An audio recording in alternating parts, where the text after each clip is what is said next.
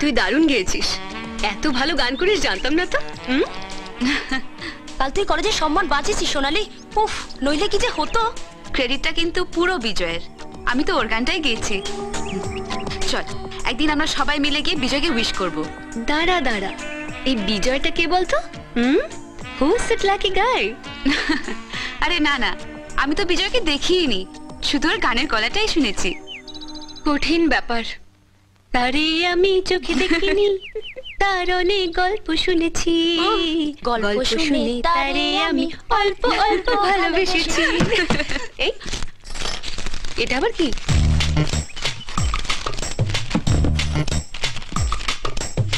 অনিতা পাঁচিলের ধারে এসো, সুনীল।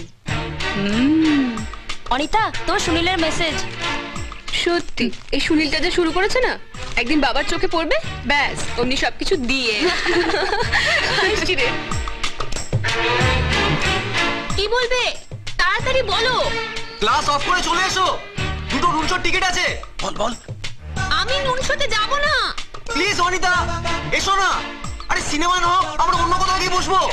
আজ ক্লাস অফ করা যাবে না, স্পেশাল ক্লাস আছে।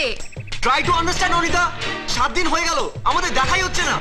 এত অধৈর্য হয়েও না, এরকম করলে তো আর কোনোদিনও দেখা হবে না। আমি যাচ্ছি। আরে মেয়েটা তোকে খেলাচ্ছে না তো? না না, অনিতা আমাকে সত্যি ভালোবাসে। নাকি?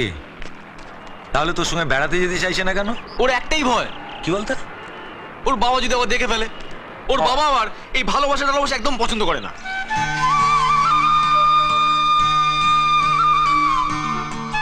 মা, মা আমাকে একটা সুযোগ করে দাও মা। আমি গায়ক হতে চাই, আমার মাকে এখানে আনতে চাই। মা এখানে এলে সে তোমার সেবা করবে, আর আমি আমার মায়ের সেবা করব। রবিদার সাইকেল, তার মানে মায়ের চিঠি এসেছে। জয় মা, জয় মা। আরে বাবা, ঝামেলা পাকাচ্ছ কেন? বিজয়, এসো এসো এসো, ধরো এটা মনি অর্ডার ধরো। Money order? এই নাও পেনটা ধরো। মায়ের কাণ্ড দেখেছো রবিদা? এই কদিন আগে ঘুরে এলাম, কত করে বারণ করলাম টাকাটা রেখে দাও, তর সইল না, ঠিক ফেরত পাঠিয়ে দিয়েছে। মায়ের মন তো, ছেলের যাতে অসুবিধা না হয় সেটাও তো ভাবে, তাই এটা পাঠিয়ে দেবে।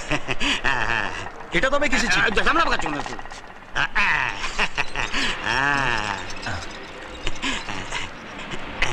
দেখো তোমার একটা চিঠি এসেছে।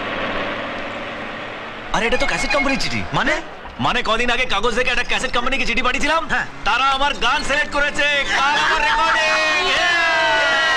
এই ভালোবাসা তোমাকে পেতে চায়, ওই দুটি চোখ যেন কিছু বলে যায়, ওই দুটি